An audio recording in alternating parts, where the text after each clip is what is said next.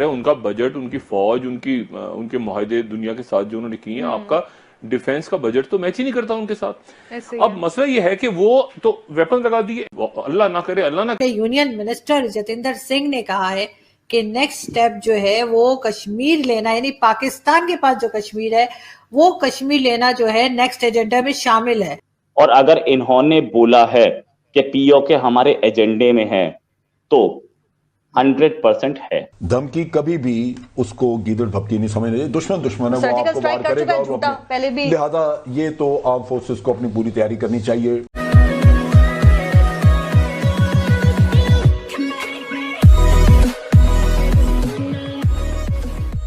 नमस्कार दोस्तों, अब यहाँ पर बात हो रही है कि कभी भी पीओके जो है वो इंडिया में शामिल हो सकता है और इंडिया के कई सारे ministers including Amit Shah, Rajnath Singh, even हमारे जो एनएसए है अजीत डोभाल, वो भी कई बार ऐसी चीज़ें बोल चुकी है कि भाई कभी भी हो सकता है। और इसका मतलब ये हो सकता है कि इसकी तैयारियाँ चालू है।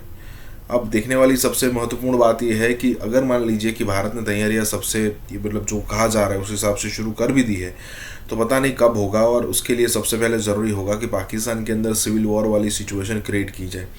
और जब ये सिचुएशन क्रिएटेड होगी पहले से और पाकिस्तान उसमें बिजी होगा, हो सकता है पाकिस्तानी आर्मी ISI वहीं पर बिजी हो, तब हो सकता है कि इंडिया जो है यहाँ पर आसानी से पीओके और GB ले सकता है सबसे कम नुकसान के साथ।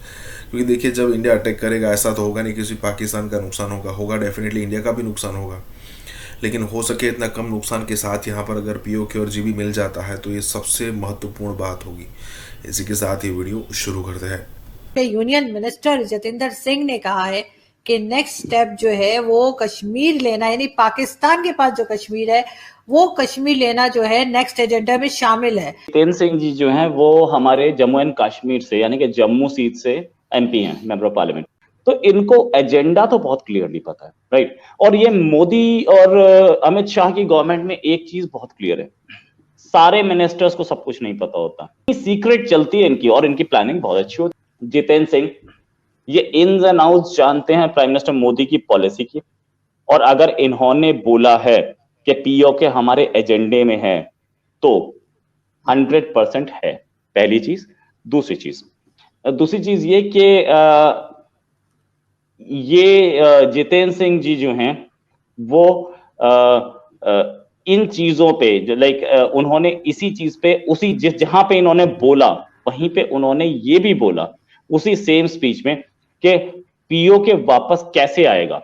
उनका बजट, उनकी फौज, उनके मुआहदे दुनिया के साथ जो उन्होंने किए हैं, आपका डिफेंस का बजट तो मैच ही नहीं करता उनके साथ।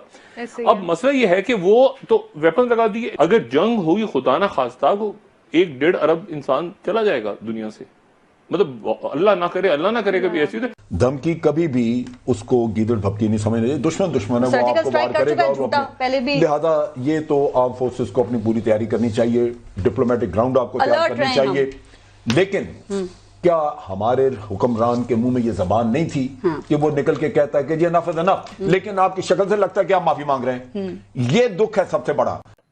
किसी और हम शुरुआत से सुनते आए कि 370 हटेगी, लेकिन किसी और गवर्नमेंट में ये हिम्मत नहीं थी कि 370 हटाए। ये हिम्मत हमारे अंदर थी, प्राइम मिनिस्टर मोदी में थी, और अब ये पीओके भी वापस लेके हम ही दिखाएंगे। तो बहुत कॉन्फिडेंट स्टेटमेंट था और बड़ा स्ट्रॉन्ग स्टेटमेंट था, इसमें कोई शक नहीं।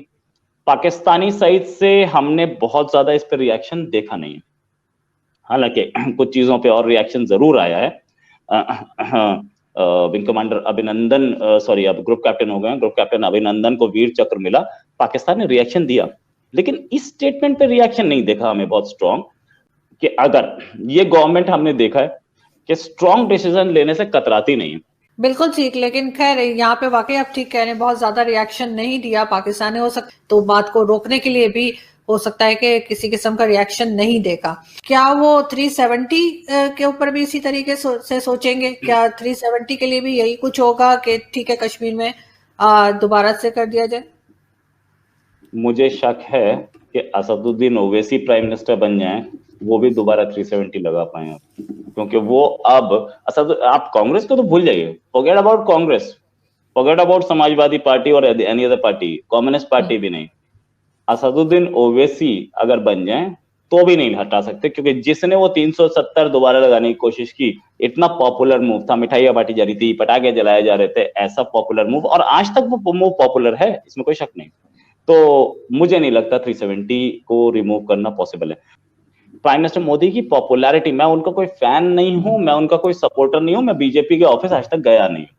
फैक्ट रिमेन्स, मुझे मेरे ऊपर पता नहीं कितने सारे लोग मेरे ट्विटर पे और वो मेरे यूट्यूब पर कमेंट करते हैं, तू मोदी की वो क्यों करता है ये वो। भाई मैं सच बोलूं ना, अच्छा मैंने कई जगह पे मैंने former prime minister Manmohan Singh की भी तारीफ की है, तो क्या मैं उनकी पार्टी में था, क्या मैं कांग्रेस का मेंबर था? नो। द फैक्ट इज कि ये है, जो सच है वो ये है कि उनकी पॉपुलैरिटी अभी भी बहुत हाई है, एंड ही नोज, उन्हें पता है कि पॉपुलैरिटी हाई मुझे कैसे रखनी है, उसके तरीके उनके पास हैं।